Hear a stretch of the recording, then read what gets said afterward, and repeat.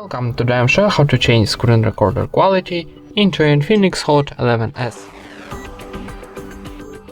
First of all, open your top navigation bar and find here screen record button. If you don't have this button here, tap to pencil, then scroll down, find this button in this block, and then press and hold and drag to top like this for add. And for save, click back. And now press and hold your screen record button and we open our screen record settings.